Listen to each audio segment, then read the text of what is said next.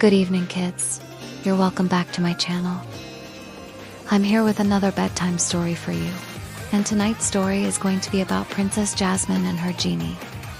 Well, just so that we can make this a bit more exciting. What if I were to tell you that there are only 2 rules that you must abide by while listening to the story? The first rule is that you must listen very attentively, because if you miss any part of the story, then it will not be complete. The second rule is that you have to be nice. Now, if you are nice, you may proceed. Once upon a time in a faraway land, there lived a beautiful princess named Jasmine. She had silky long hair, bright twinkling eyes, and a heart as pure as gold. Now, despite being a princess, Jasmine was never interested in the usual things that other princesses liked, like shopping or painting or decorating their rooms with fancy wallpaper. No, Jasmine wanted something different. She longed for adventure, for a life beyond the palace walls. But of course, her parents, the king and the queen, they didn't want her to go out because they were afraid for her safety. You see, outside the kingdom, there was a dark, scary forest that was home to all kinds of dangerous creatures. One wrong step in there, and you might just run into a hungry werewolf, or a grumpy troll, or maybe even an angry witch. And so, the king and the queen, they did everything they could to keep Jasmine away from the forest. They hired knights to guard her every step. They built high walls around the castle, and they ordered that the drawbridge be raised at sunset every single day. Now, Jasmine understood their fears and she respected them. But oh, how she wished to explore the world beyond the castle. Every night before bed, she would stand by her window and gaze out at the moonlit gardens and the dark forest and dream of all the adventures that lay hidden within. One day, while exploring the palace, Jasmine discovered a small secret door in the library. She pushed it open and found a tunnel that led outside the castle. It was dark and narrow and smelled musty, but to Jasmine, it was a tunnel to freedom. So she crawled through it and found herself in a clearing in the middle of the dark forest. Now, Jasmine was scared, but she was also excited. She had never been this close to the forest before. She took a deep breath and started walking deeper into the trees. Suddenly, she heard a loud crash and gasped as a huge shape came bounding out of the bushes. It was a wolf, big and gray and with sharp, pointy teeth. Jasmine screamed and took a step back. But then she noticed something strange. The wolf wasn't growling or showing its fangs. It was smiling. "Hello," said the wolf in a friendly voice. "My name is Walter, and I am not going to eat you." He chuckled, noticing the surprised expression on Jasmine's face.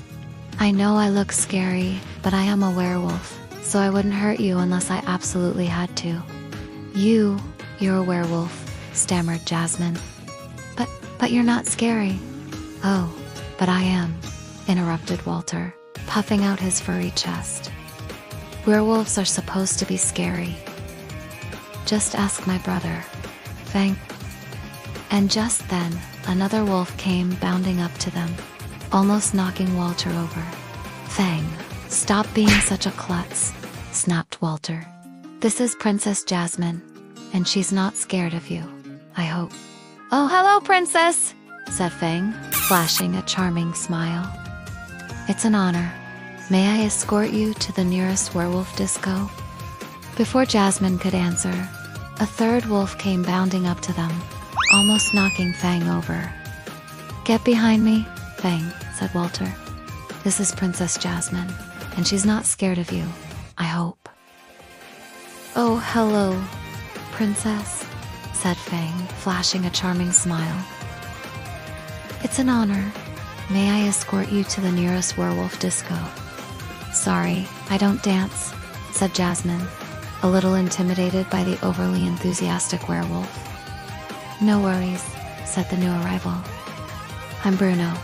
I'm really good at dancing. Care to have a go?" He extended a paw toward Jasmine, who looked from Bruno's outstretched paw to Walter and then to Fang and finally back to Bruno. A slow smile spread across her face, she said, placing her hand in his. As Bruno led Jasmine in circles around the clearing, Fang and Walter watched, grinning from ear to ear.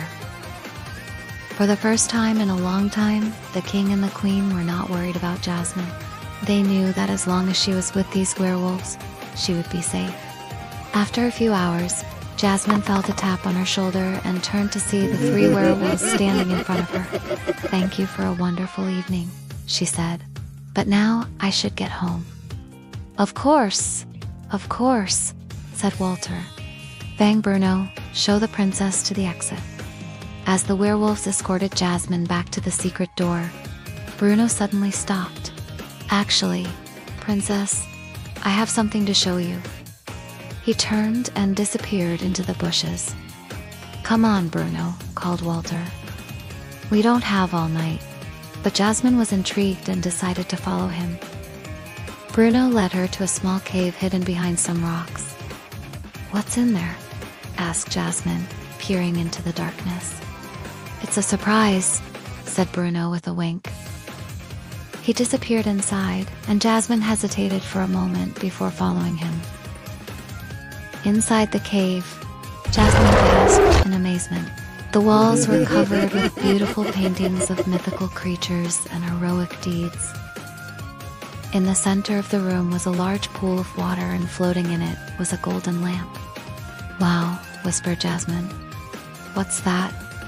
"It's a magic lamp," said Bruno, "and when rubbed, it can grant wishes."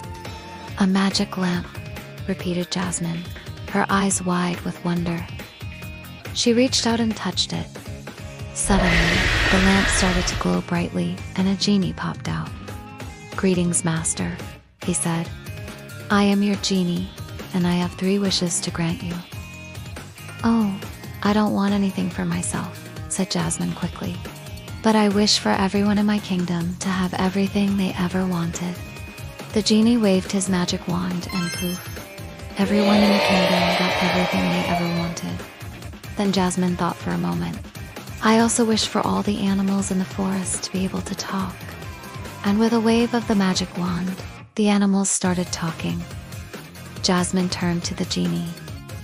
"Now, what's my last wish?"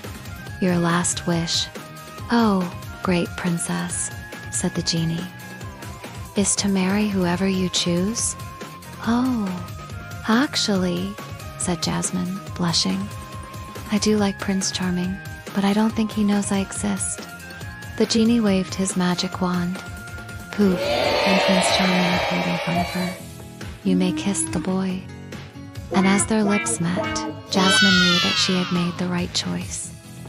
Now, kids, the next time you hear a story about a princess, remember that sometimes the bravest thing a princess can do is to break the rules. And that brings us to the end of our story for today. Now, before we say goodbye, I need you to answer a question for me. What would you do if you were a princess and you found out that you could leave your kingdom? Let me know in the comment section below.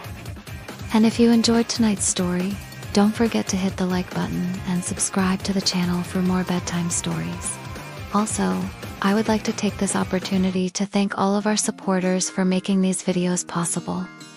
You guys rock. And with that, it's time to say goodbye. Sweet dreams, kids.